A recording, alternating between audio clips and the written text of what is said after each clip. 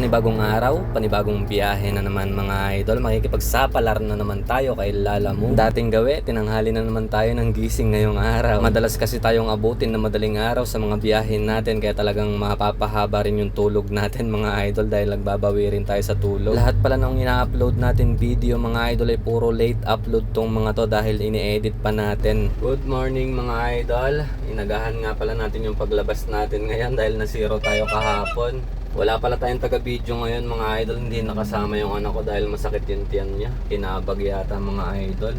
Nakakuha na tayo ng una natin booking mga idol, Carmona papuntang Manila. Medyo mababa yung pamasahe. Punta na tayo sa pick up location. Dito lang pala sa may Golden Mile sa may Carmona. Nandito na tayo sa pick up location mga idol. Dito lang pala to sa Golden Mile.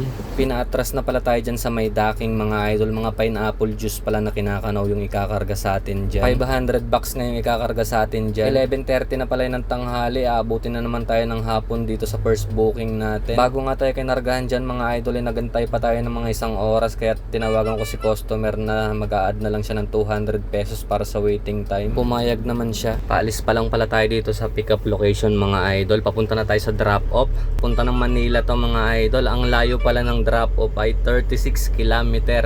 Dito na tayo mga idol sa Santa Mesa Road. Dito na tayo sa drop off mga idol. Ang mahirap ay walang mag-a-unload. Loko-loko yung nag-booking mga idol. Sabi niya hindi na kailangan ng helper. May mag-a-unload daw dito sa drop off. Ang dami nito mga idol, 500 bucks. Dumating na ngayon mag-unload mga idol, isasalin na lang nila sa truck nila yung pangarga natin. Nagantay pa pala tayo ng mga 20 minutes dyan dahil hindi naman pwede tayo mag-unload dyan. Nakakuha na tayo ng booking mga idol, Manila papuntang Calauan, Laguna. Pwede na to, naka-priority. Punta na tayo sa pick up location mga idol. Mga sopa lang daw yung ikakarga. Andito na tayo sa pick up location mga idol. Mali yung pin, nahirapan tayong hanapin.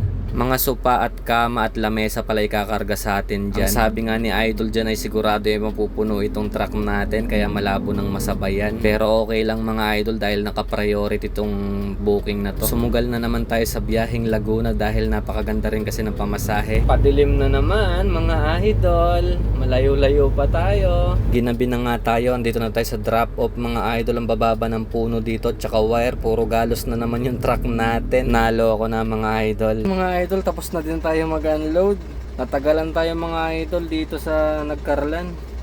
Nagpadagdag nga tayo sa waiting time mga idol, 200 dahil natagalan tayo. Uwi na tayo mga idol, wala nang booking eh. Wala talaga tayong nakuha ang backload mga idol. Bayanin na naman tayo. Basta talaga Laguna, pahirapan ng backload. Wala tayong magagawa, uwi na tayo. Kumita rin naman kahit papano sa dalawang biyahe natin. Ganun talaga ang buhay. Kailangan talaga natin sumugal. Yan, wala talaga mga idol.